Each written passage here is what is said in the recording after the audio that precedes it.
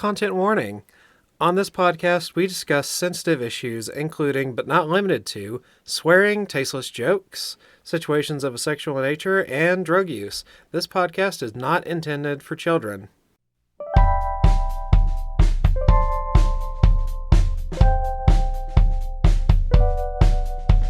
Welcome to BiblioWrecks, where we read the world's worst poetry and stories. Usually just stories, but we're pivoting for one single episode to poetry. This is fun. For now. I'm Bugs. One episode. And I'm Bam Bam.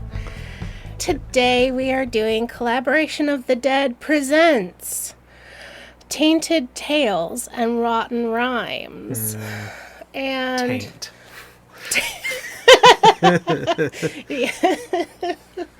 Yes. Brought to us by the same people who published No More Heroes. Yay! A callback to our earlier episode. Yay. To, I guess the first one I did was No More Heroes. And I think they're defunct. I don't think they're a publisher that is around anymore. As they shouldn't be, because they're consistently bad. They're consistently awful. Just so bad. And I couldn't find their website. I couldn't find anything about them. I only found a couple books that they published, and they don't even show up as publishing No More Heroes. Strange. This book is by Matt Nord. And I believe that he was the one in charge of Collaboration of the Dead. Maybe he owned it or ran it or was part of it, because the other ones that they published were by him. What year did this come out? Because I remember No More Heroes was like around 2008, right? Yeah, this one came out in 2011. So within that few year range, I guess they were active. You mean they hadn't quite run out of money yet for this venture? This was self-funded, and I don't think they had much to work with. Yeah, that seems to be a consistent theme with this company. Yeah, this is an anthology, and in my head, an anthology is a collection of stories on a theme by multiple writers. This one is actually just random stuff written by Matt Nord. And I was like, that's kind of weird. Yeah. Especially since the theme is zombies. Zombie poetry. And I read a little bit more, and this was his attempt to raise money for a book he wanted to publish, the Collaboration of the Dead novel. And I think that one was similar to No More Heroes, where he was trying to get a chapter written by different authors. Oh. I think. Yeah. And it just sounded like an awful idea. I don't think it ever came to fruition. Yeah, that sounds like a lot of logistical work for not a lot of benefit. As we saw with No More Heroes, that makes your quality really, really disparate between pieces. Yeah, like you've either got to keep it so vague that the theme kind of just starts degrading, or you just have to get like really weird. Yeah, so I don't think the world missed out on much. He was trying to raise the money, and I think he dug through his drawers and pulled out pieces and shoved them into a book and was like, I will sell this. And it worked. I paid money for this book, which I regret. I think it was 99 cents. I don't know if it was worth it. Oh, BiblioWrecks. We're always the victim of bad publishing. Yeah, but I'm a sucker for bad indie publishing. That seems to be where I go to. And I don't think we've done horror like this. We've done the No Sleep. We've done some other stuff with horror. But this is has some body horror. Let's see. I guess I just need to bring up, there's like some homophobia, Islamophobia, of course murders, death, body horror. Yeah. The kind of basic what you'd expect in a zombie story stuff. And a few other random things thrown in. I won't be graphic or explicit about stuff. As we usually aren't, or try our best to avoid. We try to skip the worst of it. There's 22 poems or short stories, and some of them aren't even finished. Yeah, oh. I'll read a couple of them to you. We get to the end and I was like, wait, what?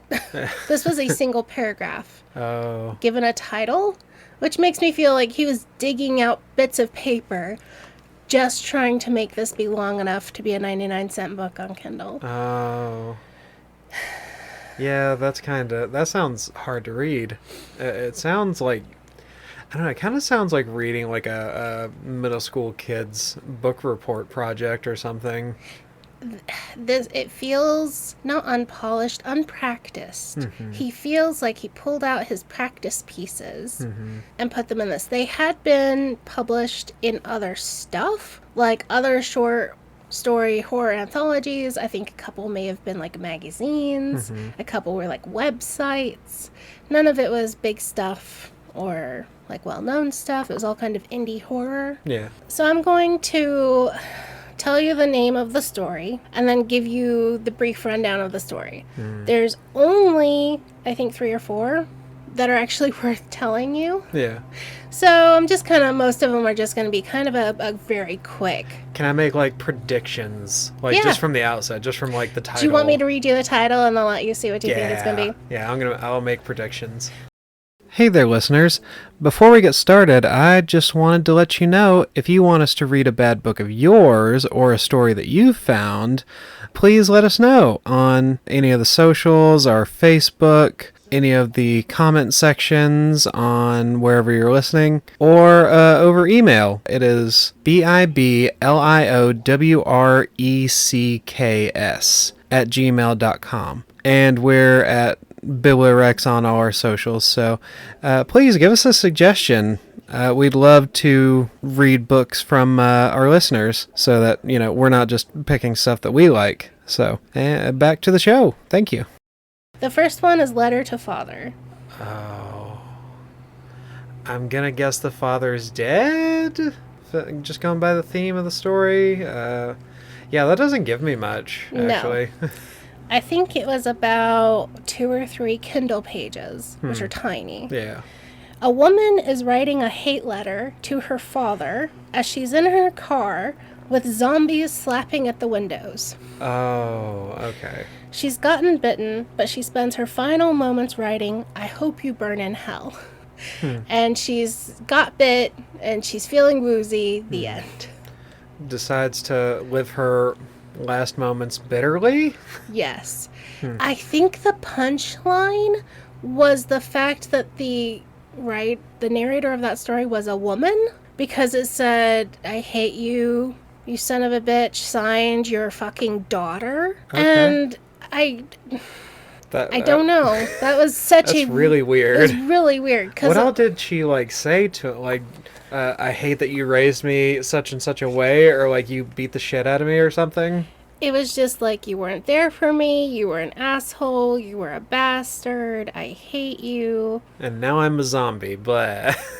He badmouthed her mom. He didn't hang out with his grandson. Just a bastard. Yeah. Yeah. "I hate you, Ron. I hope they find you. You're an asshole, a bastard. Fuck you. I needed a dad and you weren't there."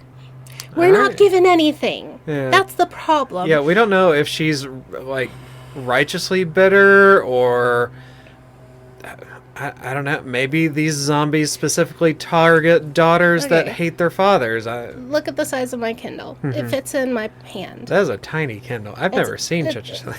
1, 2, 3 pages is the entire story. Huh. Yeah, the entire story is 6 paragraphs. There's just nothing there. Yeah. There's nothing really even to critique. It's No. There's so little. And I was like... It just sounds mean-spirited and stupid. And it's just, okay, she's dying. The end. There's just nothing there. Yeah. And I was, really baffled. What am I supposed to feel from this? I don't feel anything. I don't even feel angry with her because I don't know why she's mad. Yeah, you're not really given any time to, invest into why she's mad about it or anything like that. Anything like that short, you have to be You have to have an emotional punch. You have to have a certain amount of verbal finesse in order to engage someone in such a short span. There's nothing there. The Closet is another 3-page story. One. Okay, two, I think I got this one. Okay. The main character is a gay vampire. It's a guy hiding in a closet in his family's house. Well, his family are zombies out there, and he's sitting there deciding whether he wants to wait it out and die of dehydration or go out swinging with his baseball bat. And swinging with the baseball bat is the euphemism for letting your homosexuality swing freely? No, it's called the Closet because that's where he is. None of these are actually named anything clever. Okay. Sorry. No, that's just where he is. I'm still going to shoot my shots, okay? You can. He is like, well, I don't want to get eaten, but maybe it doesn't hurt that bad. So he bites himself on the finger and is like, oh, fuck, that hurts. I don't want to die getting eaten. What? Was he just born? What? What the fuck? And he has a baseball bat and he goes out swinging. End of story. Okay, so it's just like a 3 pages of inner dialogue deciding how long he wants to sit here shitting and pissing in the corner of the closet. It's like a cowardice morality tale, I guess. I think this guy is capable of thinking up very, very brief scenarios and writing them down, and that's it. That's all these are. It's just teeny tiny moments of indecision and people going through the process of making the decision, I guess. Kind of, yeah. And most of a lot of this book is inner monologue where we're supposed to be in the head of the character. But it's written really badly. Yeah. And they're just strung out, no connection. The one that didn't get away. Next story. Okay. Is this one written from the monster's perspective? No. Okay. Honestly, don't know why it's named this. Because the one that got away is a romantic thing. Right. So This is one of the better stories. Yeah. Oh, really? Yes. Okay. This one belongs... They're all zombie themed, right? That's what I thought going in. Okay. This one is not, which really confused me. Is this one vampires? No. Damn it. My guesses are terrible. As we get further in, you might have better ideas. Okay. This one, the characters are actually fleshed out. Fleshed out. We have 3 characters, Tom, Mark, and Jerry. That's one of the other things, is a lot of these characters are not named. Plain these white guy-ass names? Well, in these little tiny short stories, a lot of the characters don't even have names. We don't even know who's talking. Yeah. At least in this one, we have 3 characters. They are named. We know who they are. They even have characters. Yeah. Tom is a big giant of a man who's a gentle giant. Mark we're from his perspective. He's not like the narrator first person, but we're from his perspective. Jerry is the slimy little asshole cousin that Tom brings along on the fishing trip because he promised his aunt he would watch out for Jerry. Mark hates Jerry because he's a little asshole. Tom cares about him because he's family. So there's the conflict. Decent setup. We have character conflict from the get-go. Familial turmoil. Yeah. Mark is kind of just typical white guy. Likes fishing, kind of bored, whatever. So is he holding a bass in his Tinder profile? Yes. Absolutely. With the sunglasses and the hat back. Oh, the asshole glasses? Of course. Mark is, yes. Yeah. Jerry has the Confederate flag. Oh. And giving us the middle finger, and he weighs 110 pounds and is in a wife beater. These are my own personal descriptions. They're not, no one is physically describing this story. You get so little out of some of these stories, you gotta add your own stuff to it. Yeah. So this is a fishing trip that Mark and Tom always go on, and this time Jerry's coming along. All morning long, Jerry is an asshole. He's drinking all the beer, belching, and telling gross jokes about sex and fishing. Mark hates it because usually they sit there quietly fishing, and it's a companionable silence. Yeah, he just wants to go out and hang out with his boyfriend. not sexual. They're just friends. Emotional boyfriend. Sure. Sure, why not? Give me something. But they're in a boat. They're in a fishing boat. Tom is in the middle. Mark is on one end. Jerry's on the other end. Yeah. Little John boat or whatever.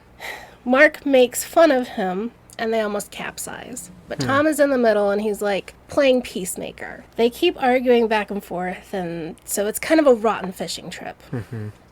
Jerry asks if they want to hear another fish story. Mark says sure. Tom doesn't want to. Tom is getting sick of this. Jerry says he met a fish woman in this very lake. He'd been fishing and drinking when he caught something really big. It nearly pulls him out of the boat, and he fights it for at least 3 hours. He lost the line, but then up comes a fish woman. Says, what are you doing in my waters?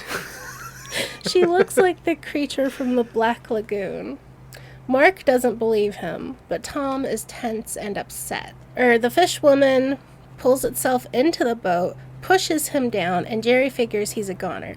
But instead, it rips his clothes off and has sex with him. Ew? Yeah. Ew.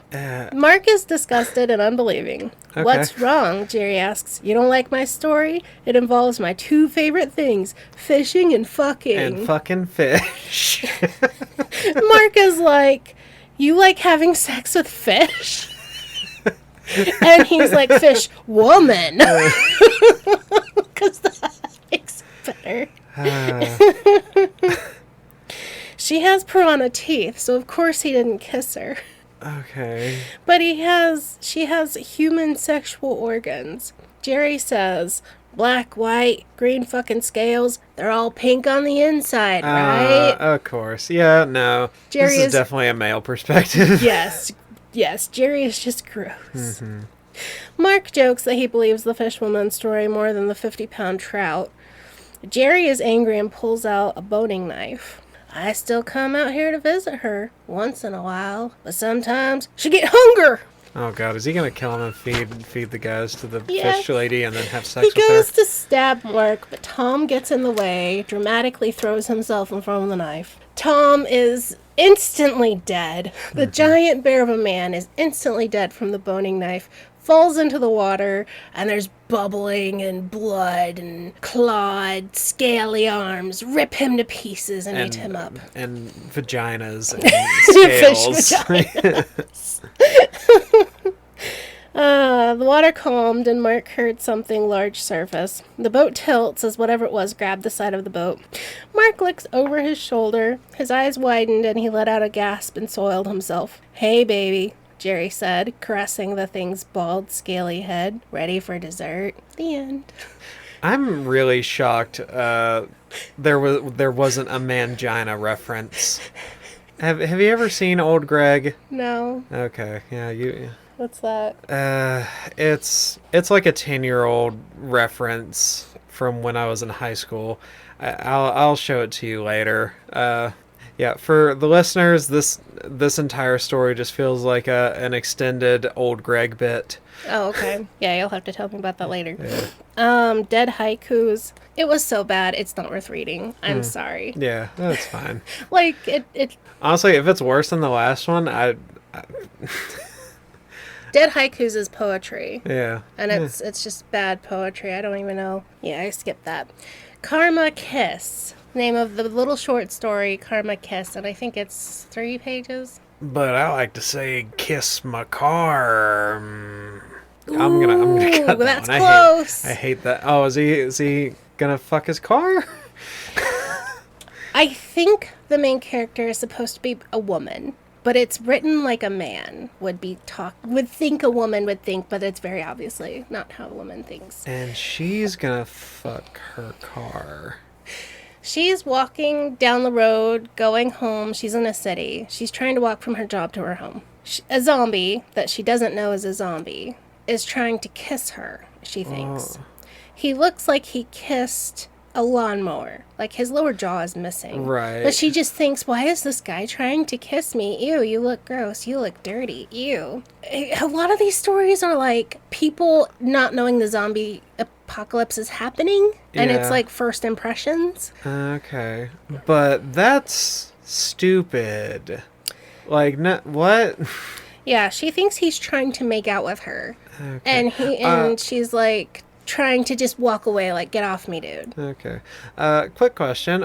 Are the vast majority of women in this book either really, really dense or monsters? They're dense or non-existent. Okay. There's one who's a villain. I mean, the other woman in the last story was a monster. She was a monster, yeah. This, occasionally he'll try to have a female perspective, but all of his characters sound exactly the same. There is no tonal shift. Nobody sounds any different than anyone else, which is why I thought this was a guy. But later, I come across some really strong homophobia, and if it was a guy and another guy was trying to hit on him in the street, he'd be like, "Get the fuck off me, dude, I'm not a homo." Right, yeah. Whereas he thinks a woman would have this response. Bizarre. She says, "I was trying really hard not to hurt this guy, but I also didn't feel like getting bitten. No telling what kind of shit this guy is carrying in his nasty trap. No way I'm getting sick from this piece of trash." That's not how a woman would feel if a guy with his face misting was accosting her. She would be terrified he was trying to rape her or eat her or murder her. Right. She would be scared, not, "Oh, this is pissing me off. I'm annoyed." I mean, if it was, like, funny in some way, that would be redeeming, but this is just really stupid. So she still thinks it's a homeless drunk guy. With no jaw. With no lower bottom of a face. Yeah, trying to kiss her. So she grabs him by the collar, spins him around, and when they get to the curb, she lets go. And he goes flying in front of a car and gets hit. And then she's like, "Oh shit, I'm gonna go to jail." So the person who is driving the car gets out, and the guy bites the driver instead. And she's like, "Oh, I guess he finally got his kiss." And so she turns around, runs away, and bumps into a few other homeless guys who try to kiss her too, and she figures it was their buddies. I mean, gosh, that's a hell of a perspective on the homeless. If someone were to kill them, your first thought would be, "Oh no, I'm gonna get in trouble for this." This guy killed someone. No, she doesn't care that that he potentially died. Yeah. "I was not going to jail for some bum that was probably going to be dead in a week anyway." Oh, Jesus. And then okay. Is this like doing the thing where you, like, make the person that's about to die, like, really unlikable so that you feel justified in them dying or getting killed in some awful way? No, because that's the end of the story. Oh, is that just that's just it? Literally the last two sentences. "I turned around just in time to run into another couple homeless people. Probably that guy's buddies. Apparently they wanted a kiss too." Oh, so it's just implied that she gets eaten? Yeah. The end. Okay. Nothing else. Very unsatisfying. Yeah. At least the fish story, it had a beginning, a middle, and an end, and something happened. Right.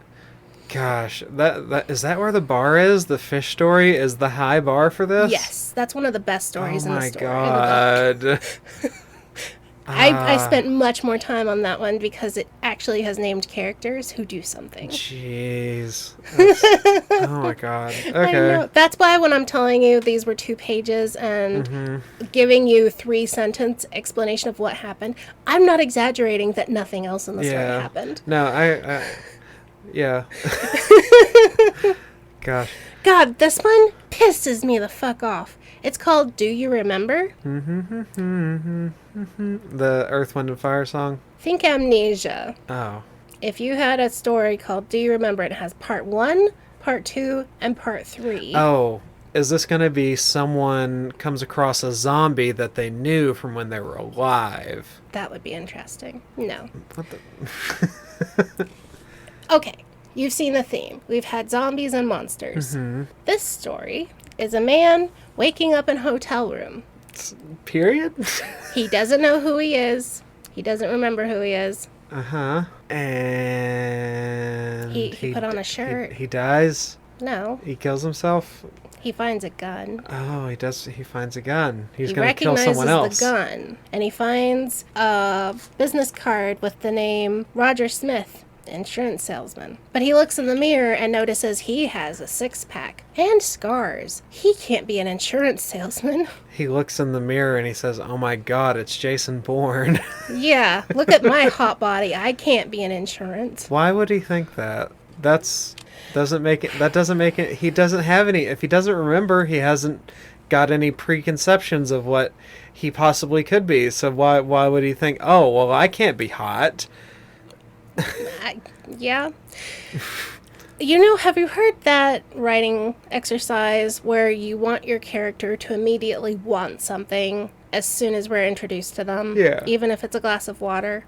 That's what this guy does. The character wakes up and is desperately thirsty. He reaches over, picks up the pitcher of water, pours it into the glass, and knocks it onto the floor, and it breaks and splashes. He lays there having intense migraine. He screams from pain. He's just laying there in agony. No reason. We don't know anything that's going on. Right. He manages to get up, get the glass of water, get himself dressed, clean up the glass, find a gun. So he finds the Beretta 21A Bobcat. Does he know that? He knows what the gun is, and then he's impressed with himself that he knows what this gun is. He says, "What the hell?" It took a few minutes for him to realize that, while he couldn't remember anything about himself, he knew every crease and crevice of the weapon in his hand. As he was pondering this, and his current situation in general, he heard the lock on the main door click from the outside. The So end. is he like a... what?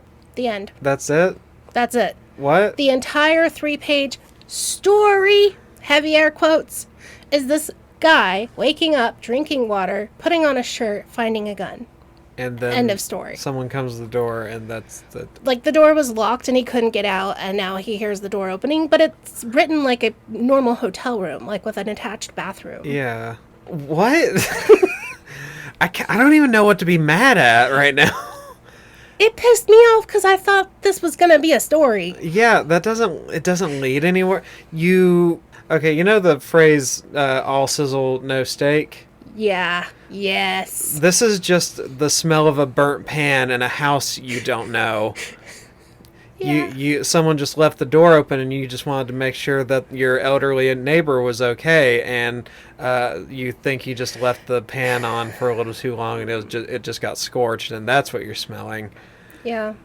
And this is why I say I feel like he was literally pulling out bits of paper he scribbled on from 15 years ago when he was in college, doing writing exercises, and decided, I need to make money. I just need to raise some goddamn money. I'm going to cram my little bits and pieces into this and call it an anthology. Do you think this is like an absolute disrespect for like any kind of audience that he could I don't know possibly who drum this up? is for. Because it could be, I know, especially in myself, when I was younger, I was a lot more arrogant, and I would often think, oh, well, nobody knows the difference in what's good or not. This guy doesn't know the difference between what's good or not. All right, so moving on to the next one. It's called Sleeper Cell. Is this one going to be the terrorist one? Yes. The Islamophobia? Yes. Okay. All right. Excited. Yes. Rudolph Malin is reading a book, and he's like in a high-rise apartment building. He yells at his servant to get his drink. The man... What? Is Rudolph Malin like a political figure? No. He is just a person. I swear that sounds familiar. Anyway, sorry. He'll be gone in a paragraph. It's fine. That's cool. He doesn't. That's fine. Good. I hated him. He's just a rich bastard. He doesn't matter. His name sucked anyway. He's reading a book, and he yells at his servant to get him a drink. So he's just reading a book. Says, the man, the servant, has a spasm and then snaps back to normal. The man asks Malin if he wants ice in his drink several times, and each time Malin replies along the line of, you know how I take my drink, don't be stupid. What's wrong with you? So we have a little bit of back and forth of, get me my drink, do you want ice in that drink? So the servant is being mouthy. The man stabs him with an ice pick. The last thing Malin saw before everything went to black was himself smiling back at him. Sorry, his clone said. I couldn't help myself. So the reason he asked if he wanted ice in his drink was he was about to murder him with the ice pick. Cue laughter. Why? I don't know. Why did he have to be a clone for that? That doesn't mean anything. So that's introductory scene in this story. move to other characters. 'Cause No, this one's dead. I still have to be mad about this. What? All right, go on. I'll ask questions later. And you know what kills me? I thought that the previous story of Do You Remember was attached to this story because the Right. formatting is so bad. I couldn't tell they were separate stories. Yeah, and the other one ended so bizarrely and stupidly that you thought, oh, surely. Surely that must be leading to this, and that's where these people who don't have memories are. They must be clones. Right. Okay. Maybe this is like an Us situation. Did you ever watch that horror movie? It's really good. It's by Jordan Peele, or Jordan Peele directs it. And it is really excellent. No, you're giving him too much credit. I went back to the beginning. These were one was published in a magazine, the other was not ever published. They are completely separate. Okay. Not meant to be together. Okay. Well, I was desperately trying to make it make sense, and no, sorry. All right, we move perspectives to Mitchell, the scientist, and Colonel Sanchez walking down a corridor. Mitchell tells the colonel they went homicidal, and Colonel Sanchez is like, explain, you're not making any sense, man. but if there were clones, wouldn't it have been suicidal? They reach a That was a dumb door, joke. enter ID verifications, and they enter a room full of chaos. Now we go to 5 years prior, stockholders banquet. What? This is entirely too much. What? Yes, we had a very brief moment of Mitchell and Sanchez walking down a corridor, having a very brief back and forth expositing someone is homicidal. Someone went psychotic. Okay. Go on then.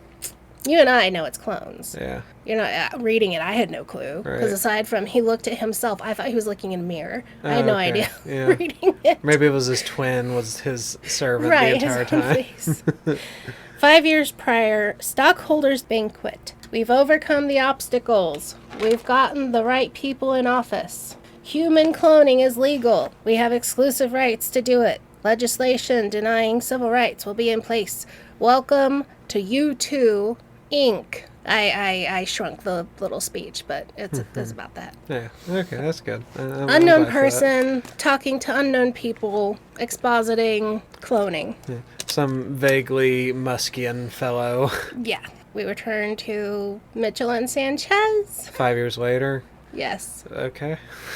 The room is full of scientists and soldiers arguing over computers. Mitchell says they need to find Dr. Musahi, but Sanchez doesn't see him. No one has seen Musahi. Isn't he supposed to be heading up this clusterfuck? The colonel bellowed. The room grew instantly quiet. Back to the banquet. I'd like to introduce our savior, the man who perfected growth acceleration and invented submission brand microchip, Dr. Jadhar Musahi al-Rama. Okay. Return to Mitchell and Sanchez. That's really annoying. It is I really fucking hate. annoying. That's really dumb. I be had to written read that way. this so many times to establish a timeline and understand what was going on. Yeah. And I had to take detailed notes so I could explain to you who was when and blah, blah, blah. Okay.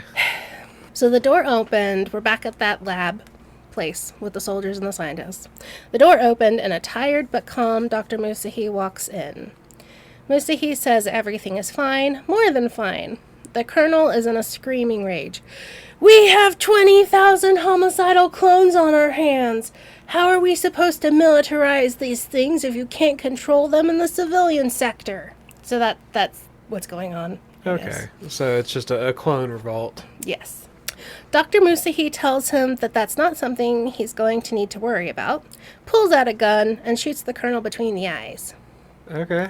Because this doctor of genetics or whatever is a crack shot. Yeah. 3 days prior, Uh, Musahi residence. this is annoying. Yes. Musahi gets a phone call and is told, it's time. He regrets so few weapons are in place, but the timeline has been pushed forward. He's told, the message will still be sent and it will be heard around the world. You honor your people. Go with God, my friend. He replies, God is great. Okay, so this is just a terrorist cell? We go back to Mitchell and Sanchez. Mitchell is staring at Musahi and the dead colonel. He yells, "What the fuck did you do, you bastard?" and charges the doctor and gets shot in the chest. Yeah, that was pretty dumb of him. The soldiers and scientists are in chaos. Scientists are trying to leave, and the soldiers are trying to surround Dr. Musahi. "Why?" Mitchell asks him, blood pouring out of his mouth. Blah, blah, blah. Surprised, Musahi is like, "Why?" And he reaches inside his jacket and pulls out a remote. "Allahu Akbar," he says. "Oh shit," a soldier says. "Allahu Akbar," Musahi bellowed. He gets shot and falls. His thumb comes off the detonator's dead man switch, and the entire facility is blown up. Okay, why? Later that night at U2 Inc., all the data is gone. They can't tell who was a clone or who was an original. "Don't bother apprehending. Terminate all subjects on sight." So everyone they've cloned, and the people? Or and just... the originals. The clone, because they don't know who's a clone and who's an original now, because all the data got destroyed. So 40,000 people are just going to die because Yes. they can't... What? They're going to hunt them down. Everyone who ever got cloned has to die now? What was the point of him being a terrorist? Nothing. This guy hates Muslims. It was just, oh, the scientist has a Middle Eastern sounding name. I'm going to make him a terrorist and blow himself up? Yep. For reasons? Same night, Oval Office. Okay. So we're president, okay. "The mission was a complete success, sir. Musahi was the right call." Oh my god. Who? What? "God help us all," the president said. "Now we wait." The end. What? I don't know what that ending bit was supposed to mean. Did they Okay, if this was after 2008, and this could have potentially been... Oh, Obama would have been the evil Muslim. I didn't even think about that. Yeah. Oh boy, this was even more racist than you thought. I forgot everyone said he was a Muslim. Yeah. No, people still say that. Oh. I hear Even that though he at was work, more Christian still. than like Trump, because he went to church all the time. He Yeah. was, wow. Yeah, you're right. So this was a dig at Obama. I was confused. I didn't make that. Yeah, well, I'm glad I could contribute something to this. My vast knowledge of what racist white guys say a lot for years. That makes me even more mad. So yeah, this whole setup was to say President Obama, evil Muslim. Question mark? The question mark, because someone was saying to the president, the mission was a success, Musahi was the right call. And then, "God help us all," the president said, "now we wait." But we're not... That's so confusing. Nothing This was else his plan. happens. Right. So if what, this was his plan, wait for what? Killing rich business Yeah, if this was part of the plan, what do you need God to help you for? Right, if you succeeded, you don't need God's help. Yeah, you say that when something bad has happened, not when everything goes to plan. What? Exactly. Sorry. I don't... That one is what clinched this book as a BiblioWrecks. Yeah. Because I read it several times and I was so confused. Yeah. We're having flashbacks to a banquet 5 years ago. Constant. We're having flash forwards. So many flashbacks. We're introduced with this random guy in a room in an apartment building who gets murdered by his clone. With no motivation except I am Middle Eastern and therefore explode. But that was just the scientist who ran the whole project. Right. So they had to have radicalized him before he became the savior, brilliant cloning genius. Right. So what was the point of, oh, I'm going to create all of this fabulous cloning technology only for it to go bad and kill 20,000 random individuals in 5 years when I explode like a few people in a building? I don't know. That's a long run for like a really stupid drink of water. This kind of made me feel like this guy only knows how to write stories the way movie commercials or movie trailers are written. Yeah. And he mentally had this whole story that was actually behind all this stuff, but he could only be arsed to write the bit you would see in a trailer. Right. Yeah. Yeah, this does, like, 'Cause sound the like commercial like- writing. Because like- it doesn't, it only has to have, like, a through line of sense for long enough for you to see it the first time and be like, oh, I get it. Mm-hmm. And it's... And, you know, I guess this would have come out after the Arnold Schwarzenegger movie with Which the one? cloning, where they had the little tattoo Oh, inside the yeah, eye I liked that thing. movie. It was pretty good. What was that called? The Third day. third. Maybe? It had a number in it. I don't Yeah. remember what it was called, but it kind of feels like he was like, ooh, I could do that, but Obama bad. And literally wrote for half an hour. That is bizarre. It was so stupid. I hated it. It was just an F minus. Yeah. Like, I don't care what this is. Throw it away. Mm-hmm. I don't care what you had planned. Throw this away. Yeah. Oh, it was the 6th day. The 6th day. Oh, when God created Adam and Eve. Yeah. Yeah, you're right. And the that 6th came day. out in 2000. Oh, 2000. Way earlier than I thought. Yeah. You know who won't blow them up in a facility full of scientists? No, we can't promise that. Certainly not.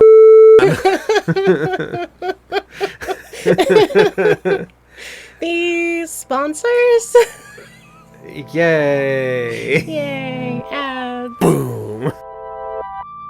Hey, Biblio fans, friends, and fiends. Just taking a moment to tell you how to find our growing community. We're on Facebook and Instagram, where we try to post as often as we can. We have a subreddit that will start as soon as we get over our crippling fear of it. And, of course, our YouTube. Look us up at BiblioWrecks, spelled BiblioWrecks.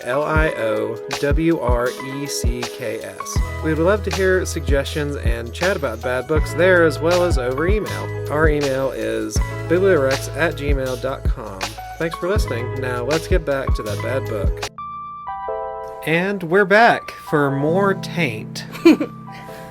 And thankfully no more terrorists in this zombie horror book. Well, that's good, because there sure was a lot of that in the last one.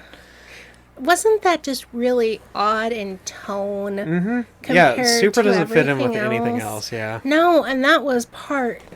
Like, I can see cloning, sci-fi, whatever, but it just was really out of left field. Yeah.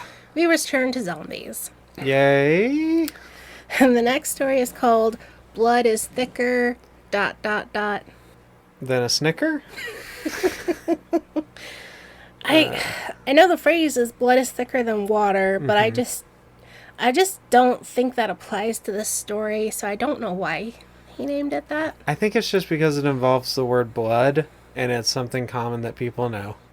I guess. This one is a very short story. 5 pages long. Alex is hanging his brother from the roof by his feet. Okay, sounds like regular brotherly behavior to me. Alex managed to dodge zombies, only to get home and find his brother in bed with his wife. Oh, so these are like adults. These are grown-ass adults. Alex and Tyler. You remember in Walking Dead when... I didn't watch that show. Oh, I couldn't stand it. the sheriff guy gets back and he Oh, and his finds best out friend his sleeps best with- friend was yeah. sleeping with his wife. Same premise. Yeah, okay. And I'm willing to bet he stole it from that. Oh, was that... Did Walking Dead come out around this time? Yeah, I'm pretty sure the comics had been out way before this. Okay. So, yeah, he must have just stole it before it became incredibly mainstream. Yeah, because I think this was well, no, I think the TV show Oh, so he just stole it came badly out and stupidly then. a little bit before 2011. Can't remember when all of that happened. Yeah, I The don't zombies either. were super big in that time too. Yeah, they were everywhere. And, God, my cultural memory, it feels like Walking Dead was there for fucking ever. It was. It really was. Anywho, so Alex is the angry, revengeful, returning brother. Tyler is the Weasley brother who convinced Maria that Alex was dead so he can fuck. So Alex is hanging him by his heels from the roof right above the zombies to get a good look at him. And Yeah. So that was all that was keeping his wife from sleeping with her husband's brother, was the fact that her husband still drew breath? Tyler is the one telling his side of it. Uh-huh. We don't hear Maria's side. At first, he blames her and says that she came on him. So then Alex drops him a few inches, because I guess his feet are tied together with a rope. So he drops him a few inches. He's like, no, it was me. I came on to her. I talked her into it. So it's just It's possible it was coerced. We don't know. Yeah. We just know Alex is back and he's mad, and Tyler is a conniving... It just kind of sounds like how an insecure guy would just write women. Yes. Because when you're insecure that way, you think that just anything will sway a woman's mind just away from you. If I'll tell you this. Neither Alex or Tyler are good people. There's no moral right in this story. Yeah, they don't sound good. Alex is hanging him above the zombies, finally gets the story he decides is right, that Tyler was the one who came on to Maria. So he's sitting there thinking about it. He's like, no, I've changed my mind. You guys belong together. So he lowers Tyler down to the zombies, and Tyler turns around and sees Maria is a dead zombie coming to eat him, because that's what Alex did to his wife. As soon as he found out they had had sex, he shoved his wife out the door, lets her get chewed up by zombies, and then spends hours torturing his brother. So he drops his brother far enough that the zombies eat him alive. Yeah. And then he pulls out a gun and shoots himself in the head. And that's the end of that story. All right. Well, I mean, it's just violent and sadistic in service to nothing. Which what makes me feel like that one was inspired by Walking Dead, because it had a lot of those scenarios that were bad, and everyone in it is bad, and it just makes you feel gross, and there's nothing redeeming about any of the characters, you know? Just the fact that murder and suicide is happening on the page evokes some amount of response, and that's as deep as it goes. Yeah. Even And if also, it's just a this repulsion. author seems to think the only response to this devastating zombie apocalypse is murder, suicide, or going out fighting. He has no other response for any of his characters.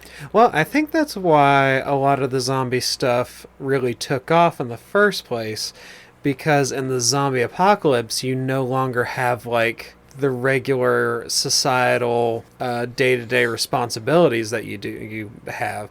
Like, I still know a lot of guys, they will still pose zombie apocalypse scenarios just so it's like a little fantasy, like a little freedom fantasy. Like, oh, if I could just everything would be better for me if it were just about how violent I could be. And there's no repercussions. And I don't have to go to fucking work at my shitty ass job every day. That would be so much better if I could just murder human shaped things every day. Yeah, and those are the people who don't understand anything about how humans got to where we are through community and interdependence. And they have that idea of the lone gunman and the cowboy. Yeah. And that's who they think they are, and they don't ever stop to consider how much work it is to be self-sufficient. Yeah. And how quickly they would just die of starvation. I mean, that's the only way that society has progressed as far as it has, is the division of labor. And Specialization, communication, collaboration. All of that is necessary to allow humans to thrive at all. And when you see those break down is when you see disasters. Yeah. All right, end of that one. Moving on to the next one. This one is called Sight, and that is the entirety of it. Oh my god, it's 2 sentences? I'll read it to you. Okay. He slowly opened his eyes. Even the dim light hurt them. Blinking several times, his vision finally came back, although still slightly blurred. Unfortunately, he didn't like what he saw. Why would you put that in an anthology? That doesn't... What? It's a paragraph. Did you just wake up looking at your own testicle bag, dude? I don't... Because I've woken up and saw that and be like, I mean, I get it, but... Why'd you have to write about it? Why did that take up a whole page? Yeah. It was a paragraph, and he named it Sight. That's not a story. That's I've seen brilliant 5-sentence short stories. I've seen brilliant 5-word short stories. That was not this. Yeah, no, just no finesse. It's just, God, it's just a couple of descriptors. We don't even have an emotion. Yeah. It's just he didn't like what he saw. What did he see? Did he had he, no like- emotion. Did he, like, take a nap while he was trying to hammer out some more bullshit for this fuck-ass book? And he woke up and he was like, oh, I'll just write that. Yep. This one is called I Won't Let You Die. It's sweet. Oh, okay. Is this going to be like Shaun of the Dead, where he keeps his best friend? Ooh, close to it. Really? Yes. Okay, yeah. Yes. So this guy's a Shaun of the Dead fan. Yes, and that came out way before this, too. A dad is reanimated by his son's love. He wakes up, it's from the dad's perspective, he wakes up in the cold cooler, in the mortuary, with the seam in his chest. I thought he was just going to wake up in like a refrigerator. Just, you said the cold cooler, and I immediately thought... I'm trying to think, what are those drawers called? Yeah, I think they're... I can't think of the technical name, but yeah, cold cooler sounds better than refrigerator. But he wakes up in the morgue, and he's cold, and he wakes up, and so the story progresses from him waking up and realizing he's dead, and remembering his son saying, I won't let you die. And we just follow him getting out, he's naked, and he walks the 1.5 miles home. He has this ravenous hunger, and so he like chases a cat. He doesn't catch it. He finds a chained up dog. He eats it. So he has those zombies feelings, but he's not a zombie. He's himself, and he is scared that if he goes and sees his son, he'll eat his son. Him. Yeah. We actually do get like a little bit of character development. He remembers his son when he was little. A little bit of a non-normative perspective on something. Yeah, So and that's it kinda actually cool. shows that this guy knows how a dad would feel about a kid. Like, all of these other relationships have been really screwed up and bizarre. This one, yeah, dad loves his kid, and his kid is 12, and he's desperate for his dad to come home. Dad was in a car wreck, got T-boned, didn't get hurt in the car wreck, he had a heart attack from the fright, from the accident, and died of the heart attack. So why is he a zombie? His son's love just reanimated him. Oh, so this is like a voodoo magic zombie then. Yes. Okay. So he makes his way home, he steals some clothes, he gets to the house, and he realizes his son walks out of the house because he feels his dad coming. Like, his love is actually animating his dad. Huh. And he gets there, and he goes and like washes himself off of the dog blood, gets over to his son's there. Oh, he ate a dog? He did eat a dog because he was so ravenous. He gets covered in dog blood, but he goes, finds a hose, washes himself off, Yeah. steals some clothes. He looks human when he gets there, and his son is waiting for him, like out the back door. And the son is like, I need you to come in. Nobody's happy. Everyone's upset. Grandma's being mean. Mom is crying. And he's like, I can't, son. There's something wrong. I'm afraid I'll hurt you. That you meddled with something that is not normal. You just have to let me go. Well, that's weird that he blames the son. I mean, I guess the son is doing it, but... Well, and the son says, I can control this. I can do this. Oh, okay. The son so knows he's doing it. The son child is has... actively making this happen. He's tapped into some sort of dark art or other. Somehow, yeah. So they hug, and the son is crying because he's like, I just want you to come home and be my dad. And he says, I'm not right. I don't know what's happened to me, but when I came back, I'm sick. I feel very sick, and if I'm around anyone, I'm afraid I might hurt them. And he says, I love you, Alan. I'm sorry. I can't stay like this. And his son says, I love you, Dad. I'm really glad I got to see you again. He hugged me again. I kissed him on his forehead. He let me go and turned to walk back toward the house. I love you too, Al. And that was the end. That one had heart. Yeah, it was sweet. Completely different than everything else. That was actually sweet. I felt like that one would be done in like the No Sleep podcast. You know? Yeah. They want to end the night on like a good note at the end of the episode or something. Yeah. Yeah. Yeah, I mean, C plus. Yeah, that one definitely got It had better emotions than the fishing one. Mm-hmm. I mean, it still had grammar errors. It still had spelling errors. Mm-hmm. I skipped those. This thing is just riddled with Yeah, no need to all like these harp errors. on it. But honestly, that one, not bad. Yeah. You know, Okay. of all of them, pretty good. Yeah. Cleaning up for dinner. Next one. Is this gonna involve skinning people? Eventually, Oh, Carl owns a cleaning business. coral. He owns Mac's cleaning business, and everyone gets confused that his name is not Mac. He bought Mac's cleaning business. Okay. So he spends half the story. It's just inner monologue of how much he hates people, how much he hates cleaning people's houses. Oh my how, god. How it's much. This... it's the late aughts incel vibes. He just hates everything and just give me the money. I'm paid by the hour, whatever. Leave me alone. God, I sure hate I hate myself for my incel era. So he got called to do this lady's house. He goes in, he cleans the house, he sees African tribal artifacts that she owns. Oh no. She had been a missionary in Africa, and Okay. they were pagans, and they taught her their pagan ways instead of her teaching them her Christian ways. Okay. She has like I mean, shrunken heads. it's equally valid to missionary work in my opinion. So yeah.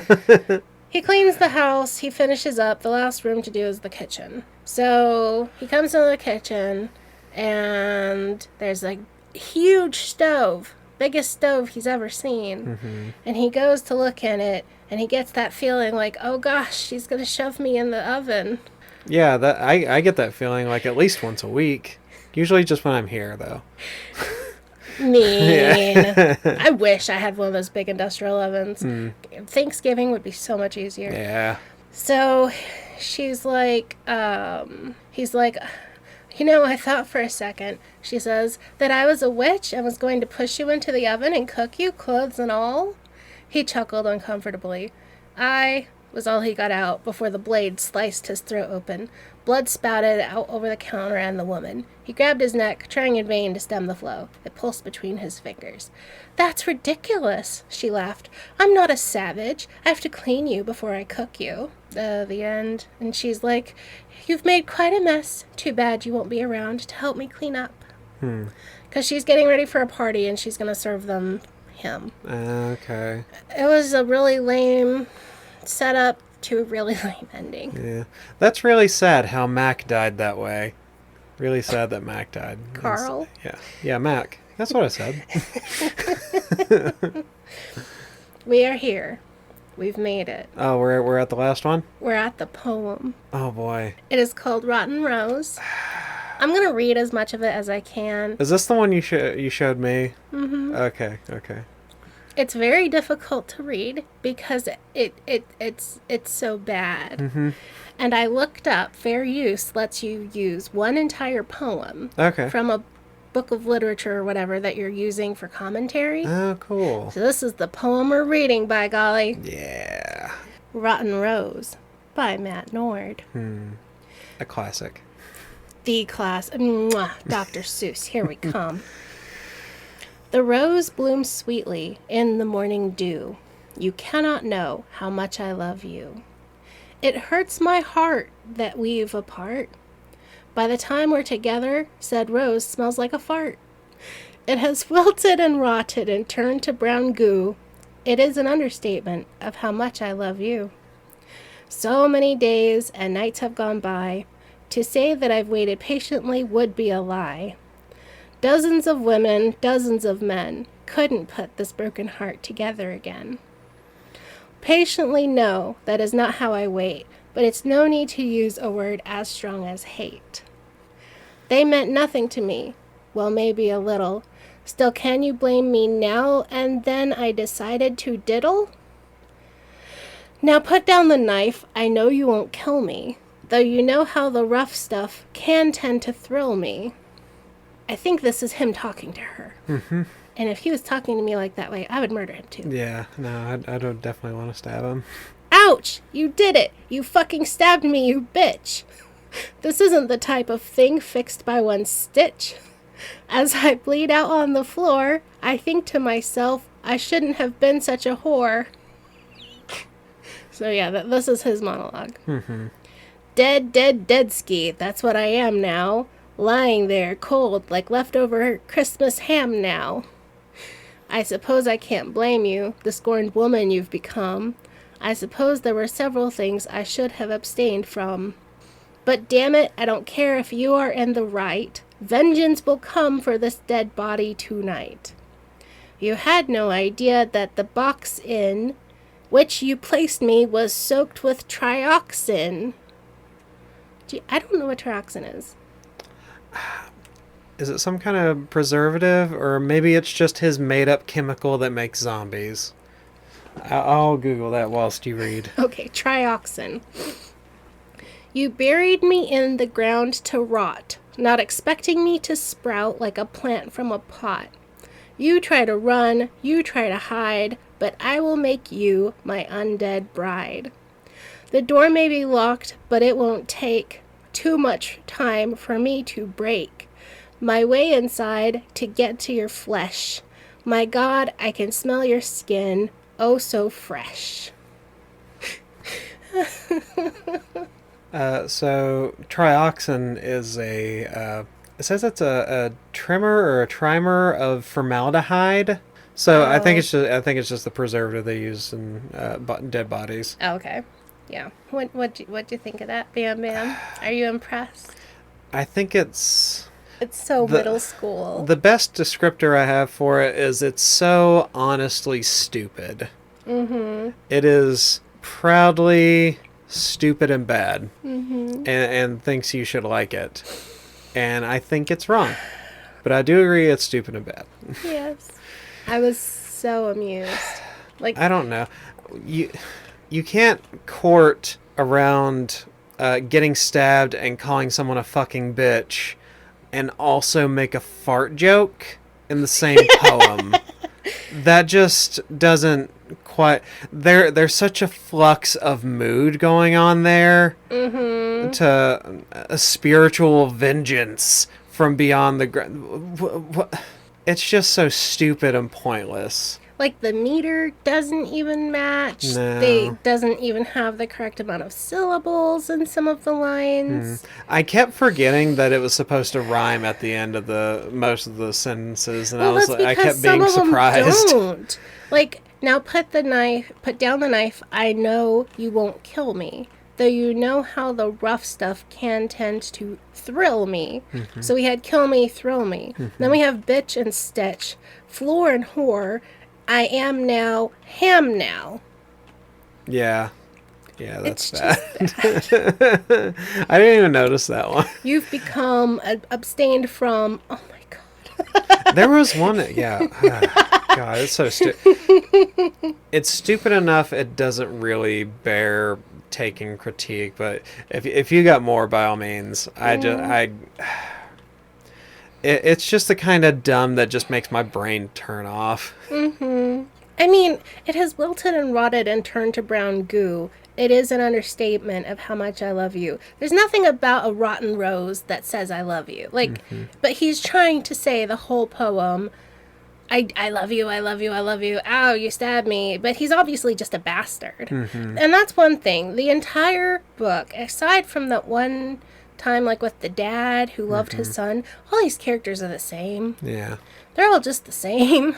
It's a very particular kind of masculine stupidity is what I feel like it is, because every other relationship except for a little boy and his dad are corrupt or bad in some way, and it's just that thing that the only respectable relationship in this guy's life to him was probably just between him and his dad, or what he thinks would be the respectable, because he was probably raised around his mom and dad, and his dad just didn't respect his mom. There's probably too much conjecture. I don't know. Cut that. I mean, I feel like this guy does not know how to write people. He doesn't understand people. And so everything is just from his narrow perspective. But the fact that these are all him and these aren't anthologies from different, like, stories from other people, Right. You it get a little becomes bit. really repetitive and frustrating. Birds of a Feather is the next one. Do you want to guess? Is it a gay bird monster? It's the movie The Birds by Alfred Hitchcock, Oh, fuck. except it's an asshole guy. The end. Oh. Literally, the entire story is him trying to get to his car. He drives through town. A woman tries to knock on the door and ask him to let her in. He doesn't let her. She gets eaten by birds. He drives away. His car gets hit by another car. He gets eaten by birds. The end. It's just inner monologue and how pissed off he is at birds and how much he hates the birds. Well, It's okay. just the birds. Yeah, no, God, that's not. Well, at least in this one, a female lead did not get abused repeatedly. So that's one point in this guy's. She was just a victim to the I know, but not a real lady. No, she was literally 2 Alfred- seconds of there and gone. Yeah. Alfred Hitchcock actually tortured a real woman to make that the is birds. true. That is true. So at least no one got hurt by this. And, like, it has the I hate it when writers do this. Thank God this isn't a fucking horror movie, he thought. God. I hate. Yeah, that stupid it's fourth so wall break. Stupid. Yeah. Also, do you remember in No More Heroes how all of these bad things, this apocalypse happened all that long time ago, but cars are still smoking in the middle of a intersection right now? Mm-hmm. And it's supposed to be skeletons and also cars burning on fire right now. Mm-hmm. And it doesn't make any sense that that happens in the story. Yeah, why would you be stuck in trap? Yeah. Like, he sees cars actively smoking and on fire, but people are skeletal remains from the birds eating them. Yeah. That's just set dressing. And it's bad. Yeah. Stupid. So yeah, at the end he gets eaten by birds, and that made me happy. Good. Fuck him. Yeah. Cleaning up the dead. Are we going back to the morgue? No. Maybe? Okay. A janitor gets turned into a zombie. A janitor is stuck in a closet thinking about becoming a zombie. Oh. Okay. And he has to decide if he's going to brave and get out. So another guy in a closet trying to decide whether to go out and fight or just die in a closet? Yes. I'm really feeling like I feel like you're gaslighting me. These are guys fighting their sexuality, aren't they? There's no way that these stories could actually be that stupid. This is some sort of symbolism that I'm just not grasping. What's weirder, though, as the guy in the closet the first time, he had peed and pooped in the corner until he was going to actively die of dehydration. Oh, so he had been there for a while. He'd been there for like a couple days. Or he just has a nervous bladder or something. This janitor has a water hose and a bucket and a drain. Oh. And he has a pocket full of candy. He could theoretically survive in this closet for a long time. Yeah. But his wife and kids are at home, so he finds a 20-ounce claw hammer and a wrench and decides to go out swinging. Okay. And then that's the Is it end. that same verbiage again? I picked up the wrench and reached for the doorknob. And the other one was just, I'll go out swinging. Yeah, same exact Yeah, that's scenario. kind of... That's so weird. That's so weird. At least this one seems a little bit more clear on... No, it doesn't. It's stupid. His motivation is to get home to his wife, and all of his zombie apocalypse material is at home, so if he can get home, he'll be safe, because he was a prepper. And the other guy's motivation was, I don't want to die in a closet like a total coward. Yeah. See what I mean? If it feels like he pulled all of his writings out that had been sitting in a drawer for the last 10 years, and he Like, one of dusted them them- off and was like, I can just use every single one of these. Yeah. Like, the second one just seems like an improvement of the first one. Like, it was just a rewrite. It's a lot better than the first one. It's a little bit longer. Okay. This thing I can't read to you. I can show it to you, and I might be able to do a picture. Okay. It's called Zombie Survivor, but it's not. ZOMBI3, because they use a mix of capital letters and lowercase and numbers. It's Z0M813 5UV1V0R. So it's just replacing some of the letters with numerals. Yeah. And it's just tweets from somebody wanting to know if the zombie apocalypse is here. Did he type the shit out on his phone?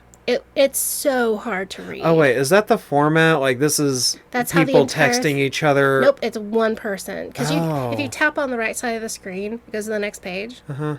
Oh, so is this just, like, one person on, like, an internet forum?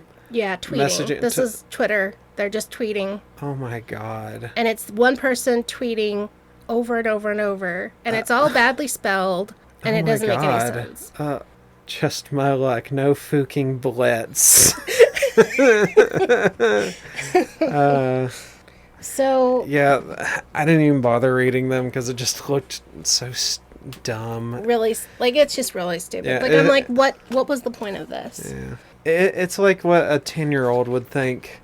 No, it's not even that. It's what a boomer would think kids nowadays would do if they were to go through a zombie apocalypse. They would just stay on their phone and tweet about it. Mm-hmm. Yeah, that's pretty fucking stupid. Yeah. This is... Okay, I'll tell you the title. Guy Who Got a Headache. Mom who had to pick her kids up from soccer practice. What the fuck is this? Guy Who Got a Headache. And I didn't read it in every story, but almost every single story has someone with a headache in it. I think the author had chronic migraines. Yeah, okay, yeah, that makes sense. And a lot of his stories are laying in bed with a headache and migraines, and then something else happens in the story. I mean, middle-aged white guy in America, yeah, it's most likely he's got hypertension or high blood pressure. This is the one with body horror. This one has, I mean, if it's any good, it has potential to wig me out because I've always got like weird, I always feel weird about body horror. Oh, okay. Well, then you might enjoy this. You might get a little of the horror from it. Yeah, I'm open to it. Tom is the main character. Oh, another Tom, just like in the fishing one. Oh wow, another middle-aged white guy name. How bizarre. Half the story is internal monologue, and it's like he's having like a waking dream, or he's inside a coma and he's locked inside of his head. So that half is him just, I can't move, I can't see, I can't do anything. Am I dead? Boy, this guy just really liked Walking Dead, didn't he? Mm-hmm. The other half is looking from the outside at Tom and seeing what's happening to him. It started like any other day. No, wait a minute, that's a bunch of crap. It started nothing like any other day. Okay, so you're just bad at starting sentences, this character? Oh, okay. Tom woke up with a splitting headache. So he has headache, he passes out. We could have just woke up... that doesn't... That just establishes that your character has headaches. Yes, that is the whole point, yes. Okay. After an indeterminable amount of time, his eyes fluttered open. So we could have just started here. Except we would have skipped 2 pages of internal monologue. Why can't I remember? Am I in a coma? Oh my god, I'm gonna die. Okay. And it was just infuriating. It's so stupid. Just fluff. It's just fluff. I don't know what the whole point of that is. He wakes up, he lifts his hand to his head, and he feels the body of his cat just above his head on the pillow. But as he strokes the cat, he reaches down and the cat is attached to his head. What? He tries to push the cat away, but it just scratches him, and he feels that his scalp and the skin of the cat is fused. He gets lightheaded and he passes out. All right. He has another internal monologue while he is passed out. Tom comes to again. He puts his hand to his head. This time it's twice the size of a normal skull. It's the size of his head plus the cat, and the cat's inside his head. Oh. His skull absorbed the Okay. Strange. What you got on your mind, bud? Been thinking about cats lately? We also suffer from that on this podcast. We have horrible cat brain. Oh my god, yes. I don't even have a cat. He looks in the mirror and sees that his head is like those aliens from Star Trek with the big bulbous head. Uh-huh. But it's a cat? But it's inside of his skin. The cat is in his skin. In his skin. You can't see cat anymore, just stretched out skin. Okay. Well, I guess that's a bit disturbing. It's more just confusing and weird. He feels weird sensations go down his spine. I also feel weird about this. He wanders around trying to decide if he should go to a doctor and decides against it because they'll cut him open. Yeah, to get the cat out. So he takes a Tylenol and he notices the swelling goes down in his head and it instead moves into his belly. That cat is just looking for that catnip so hard right now. So his head shrinks to normal size, and his belly swells up the size of a cat. Okay. And in between, it went down his spine somehow. All right. He feels like he's in a nightmare, and he's stuck, and he can't wake up. Me He doesn't too. know. He opens the window. He's like trying to decide if he should jump out the window and just die. Just go to the doctor. Men will do anything to get out of going to the doctor. What men will do instead of get therapy. Yeah. Oh, God. So dumb. So he sat staring at his ever-increasing girth until it too, like his head earlier, bulged with whatever lay beneath. He could only assume it was his cat. What was it doing, though? And again, what, if anything, did this have to do with his dark dreams? As Tom pondered these things, he drifted off to sleep. So he's unconscious. Okay. Another internal monologue. We return. You just shake the cat bowl, man. It'll come right out of there. He's just hungry. And I don't think this was the cat's doing. I don't Okay. think the cat chose to go in his brain. Okay. He woke up screaming and in intense pain for the second time that day. He was sure an intruder had broken into his apartment and stabbed him in the belly. What's actually happening is he's giving birth out of his belly button. To his cat. But it ends up not being his cat. It comes out looking like a monkey, a hairless monkey cat. Oh, puppy monkey baby. Yes. The birth of puppy monkey. So he spends 2 pages describing the intense pain pushing this baby out of his belly button. It comes out, and then his belly button shrinks and returns to normal, and his headache returns. This feels like the Matrix. You know where Neo gets the little robot worm in his belly button? Yeah, This reminds me of that. except this is coming out. Yeah. And he calls it a baby, and it comes out, and it's slimy. It stares at him. He gets this back intense migraine that he started out with. It comes back. So he has associated thing in my brain makes headache go away. Birthing baby makes headache come back. What? I mean, or you could just go to the doctor, man. Get you a CT scan. Maybe talk to somebody. So he's feeling the headache come on. He presses the heels of his hands to his eyes. Shit, I give birth to this fucking skinless monkey and now I gotta deal with this again. His baby got more and more agitated as his headache got worse and worse. It felt as if someone were attempting to dig their way out with a dull ice pick. The skinless monkey thing began to screech and jump up and down on his chest. His teeth clenched together so tightly that they felt as if they might shatter under the pressure. He tasted copper, then he felt nothing. We return to the inner monologue coma place. He wakes up. Headache is nearly gone, but when he reaches up, there's a bird attached to his head this time. What? Does he have a pet bird? He hasn't established that he has a pet bird. His until now. monkey baby had gone out and got a bird and Caught a- come up and pressed it against his scalp. What does the monkey know? What does the monkey cat know? Because it was a cat before. Right. I don't know. And it's never established what this monkey cat thing is. Except for his it's just, quote-unquote baby. I assume it's like just a cat-human hybrid that's just been rebirthed. This sounds like some kind of weird porn, though. Right? Is this... I think it's just an attempt at body horror. And it's just done badly. Yeah, it's really dumb. 2 hours later, 2 creatures sat on the bed staring up at him with shiny black eyes. It's a bird monkey now. I guess it's It's supposed got to look flesh very wings. similar to the other one, but he gets his headache back because he birthed the second one. Yeah, it's almost like shoving an animal into your body and then birthing it doesn't do. I don't like that sentence I just said. This I doesn't don't make wanna- sense, Yeah. even within its own world. Yeah, no, this is dumb. So the neighbor had tried to check on him earlier, and he was like, "Fuck off, go away."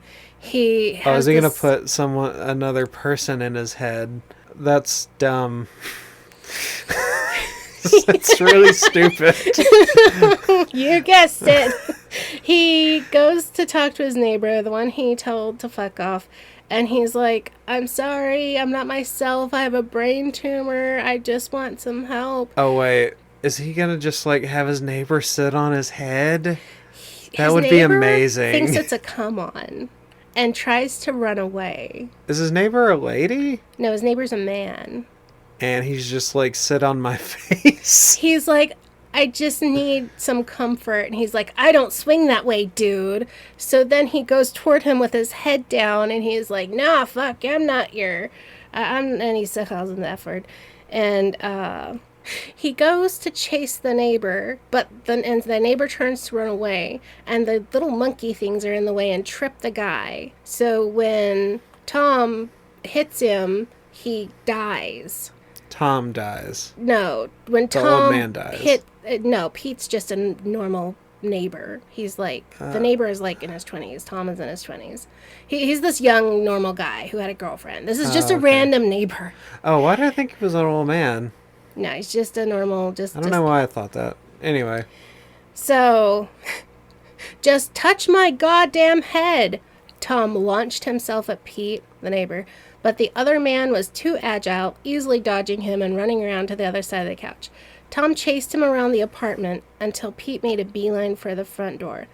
"You sick fuck," he yelled, glancing behind him. Just as he reached for the knob, one of Tom's babies jumped in front of him and let out a high-pitched scream.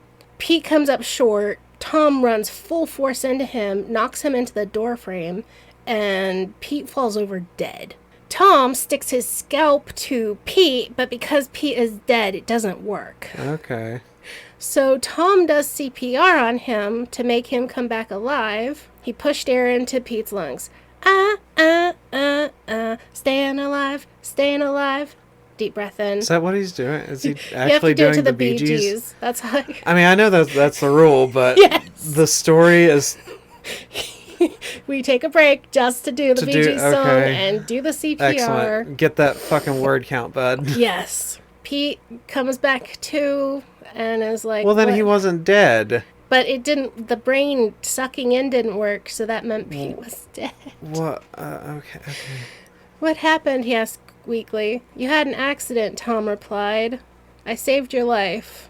Now touch my head. "You," Pete says. "What the fuck are those things, Tom?" "Don't worry about them," Tom says. "They're not going to hurt you. The main thing is you're alive." Pete looked back at Tom, who slowly lowered his head towards him. And that's the end of the story. You know what? I could be like way off base here. I heard a thing the other day from a creator I like. Do you remember in the Lord of the Rings movies, the original trilogy, where Sam and Frodo are like really close, and a lot of people, myself included, thought this was like sort of like a gay romantic relationship? Really?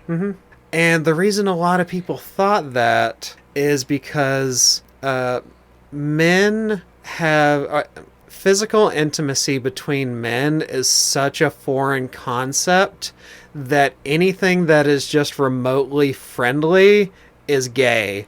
Yes. You can't even have platonic love Right, or because platonic friendship. If it's not hitting or violent in some way, then it's gay. Yeah.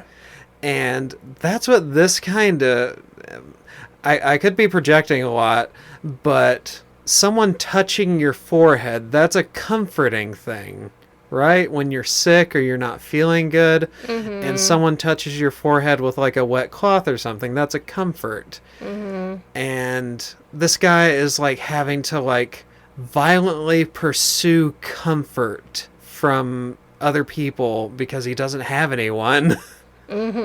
And the guy takes it as a come on, not, oh, you need a hug, I need Right. to call the hospital, or I need to call an ambulance for you. It's immediately if you perceived saw as... a man come to you and he was collapsing on the floor, begging for help, Yeah. would you just automatically assume he wants to fuck me? Like, that is just really weird. At one point in my life, I might have. Right, that's just really weird. Yeah. No. That's really how it comes across to me. Like, it's just like trying to understand your need for intimacy through like a fog of totoxicity. Well, it is possible that I could be projecting a lot right there. Let me go back and read that page, because I guess it's more understandable Pete's perspective. So Pete gave him a drink. It said it was like brown liquid, so I think it was like a whiskey or something. So Pete's saying, it's pretty bad, huh? Tom swallowed the entire 4 fingers in one shot. It's not good. He didn't say any more. Do you want to talk about it or something? Pete asked. Tom mumbled under his breath. What was that? Pete moved closer, trying to hear. I said, I need you. Tom moved his head toward Pete's. So his head's like, he's like face down, and he leans his head forward and says, I need you. And Pete takes that as the come on. Because Pete quickly moves away, standing up, putting his hands out as if warding off an animal. Wait, Pete said, disgusted. I don't care what kind of terminal shit you got going on. I do not swing that way. And Tom says, please, you don't understand the pain. So I know it's supposed to be like just a misunderstanding, but that was this scene. That's the haha joke. Right. Someone thinks that the character is gay. Haha. Right. This is what makes me think that earlier story of the karma kiss couldn't have been written about a man, because he would have responded the way this character does. Right. Of F word, you know. And the fact that it didn't have that reaction, it was, I don't want to get sick from being kissed by this gross person. That's how he thinks a woman being accosted on the road would see a homeless guy. Not terror or fear, but anger is the only response he knows to have of guys toward other guys. Yeah. So that's what made me think that story must be written from a female perspective by this author, because what he thinks is a female perspective. Because that book never had a pronoun. It didn't say who the main character was. Didn't give us a name or anything. So this one, so he apparently absorbed Pete. We don't know the end. I've seen DeviantArt, and I know what goes on there. Next one, the farmhouse. Does someone get murdered with some sort of large farming equipment? Someone got murdered, and it's these kids in the house, and it's been abandoned because it's haunted, and then, there actually is a ghost. Jump scare. You know those stories. They're all the same. Yeah. No, it doesn't It's remotely interest me. No. And I mean, as far as writing, the people have names. The dad killed his kids. He's hung himself, so we hear the thumping of his boots on the inside of the closet. I will tell you, the very end of the story is shit. So they're going up to the closet where the pounding is. Flashlight is, like, blinking, All 4 are, like, scared, looking to see what's in there. And, it's a haunted house. Of course it's the ghost. Right. All 4 held their breath. They heard the doorknob of the closet turn ever so slowly. Then the click of the latch clearing the strike plate. The door opened. The light revealed the occupant of the darkness inside. The screams were deafening. And that's the end of the story. Okay. So I guess the screams is from the children. Yeah, but it almost sounds like it's coming from the closet. Yes. Like the closet is screaming. The closet sees the children and screams. Aha, who is the real monster here? You awful kids. Also, just the sentence.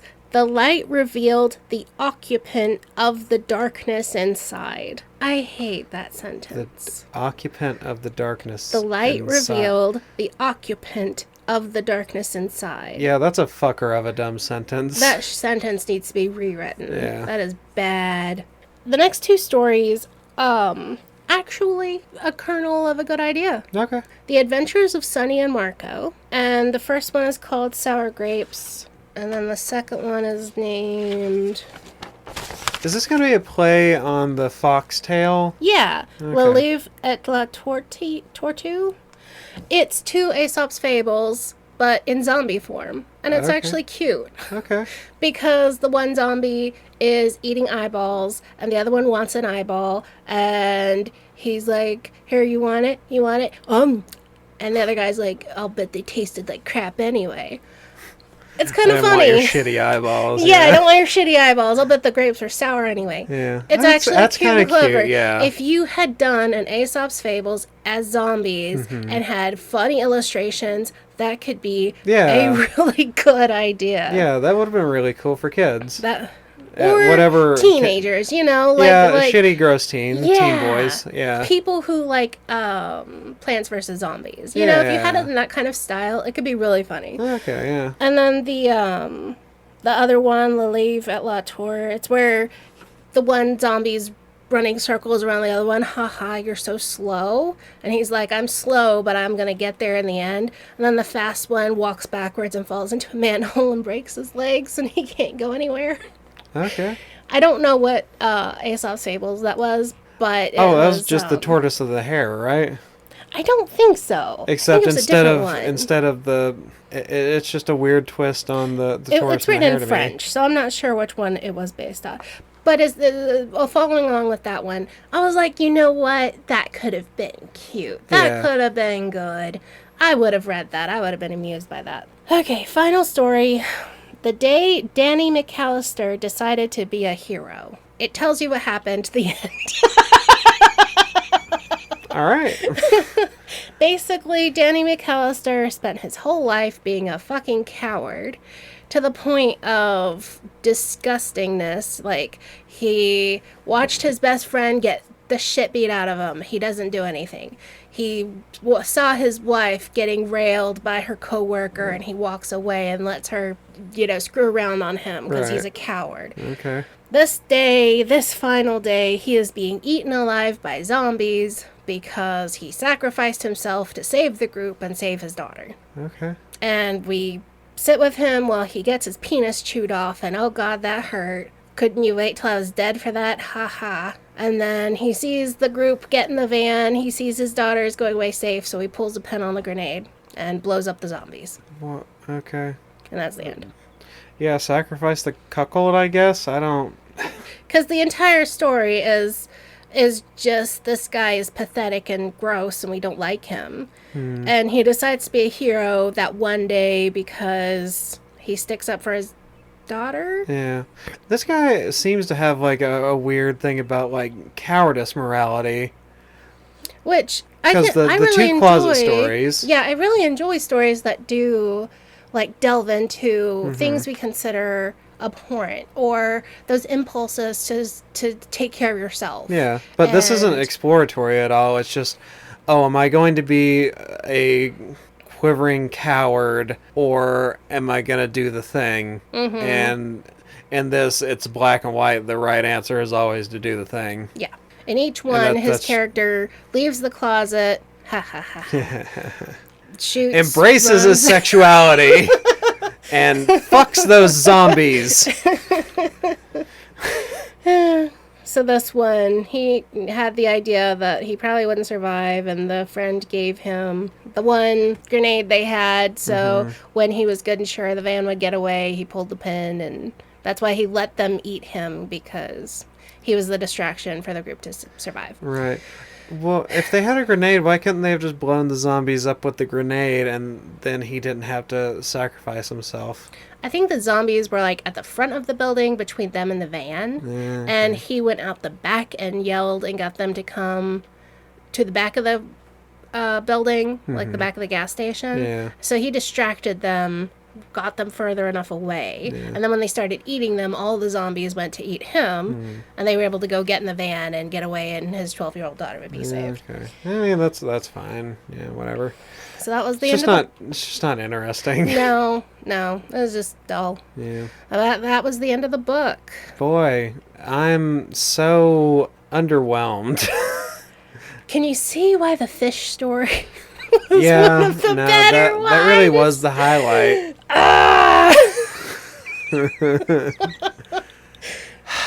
So much of the rest was just unmemorable. There was nothing good. Yeah. It was just boring. Yeah, everything about it just screams, I'm immature in my 30s, and I'm trying to make that a marketable skill. Yeah, it was really lame. Like I said, some of the stories weren't even finished. The one where the guy woke up in a hotel room and it was part 1, 2, and 3, but nothing happens. And then the whole point was Allahu Akbar. That was the punchline. And Muslims go boom. Ha ha. ha ha ha ha. Yeah. Yeah. Like Jeff Dunham, that is our funny ha ha. Yeah. I used to love that shit when I was a kid. I did too. And then growing into an adult, I realized how gross it was. Yeah. And I don't know. I was just like that guy's just racist and misogynistic. Yeah, a little bit. Oh well. Yeah. So yeah, that was that. Bad. That was bad. Tainted Tales. This is very much taint. It's very, very asshole adjacent in any case. And I didn't feel... And very close to an infested ball bag. Tainted Tales and Rotten Rhymes by Matt Nord. And like my kid, she loves scary movies. I wouldn't give this to her because she would be bored. It isn't scary. It isn't interesting. It doesn't have any of that, oh God, what's going to happen? Oh, I'm scared. It didn't have any of the emotions you want in a scary story. Very boring, but a couple of them were just bad enough. I was like, yes. And that poem? It's just so 13-year-old that got to know about too much violence too early. What I'm saying is that poem was written by me. Well, the thing is, this stuff is fine to write and put in your folder and say, I could build on this later, or I could rewrite this. These are all first drafts. I'm sure this had some amount of... None of this should have been published. I'm sure it had some amount of charm to him personally. Yeah, and his buddies who also like fucking fish. Yeah. Fish woman. God. Yeah. What's your overall letter grade? F. F. I would have pulled out the one with the dad who got reanimated by his son and said this could be good. I would have pulled the Aesop's Fables ones out and said, yeah, do something with this. And the one with the fish story, I would think is B-rated horror monster movie. Yeah. Interesting setup. That's fine. A sci-fi movie Everything from the else- mid-aughts. Yeah, like Species, like my idea. Yeah, just shitty sci-fi. Those ones had characters, had a beginning and an end. Everything else was trash. That poem, though, I want that author to read it out loud the way he wants it to be. Because I would just... That would become something I watch every day upon waking and upon going to bed, and my opening life would your be eyes complete. and Yes. remembering who you are. Watching him do stand-up reading comedy in a bar would be the highlight of my life. Oh gosh. Well, let's call it a wrap. Thank you for, gosh, whatever the fuck this was. Thank you to producer Jay, who isn't present but is with us in spirit. Yes, and in truth. Thank you, Bam Bam, for being here and enduring the heat. I know it's really hot up here, so that's not too bad. We will catch you all next time. Follow us on our socials. Let us know what you think. If we should do more gross zombie shit, if you enjoyed it, let us know, and we will catch you all next time. Bye. Bye.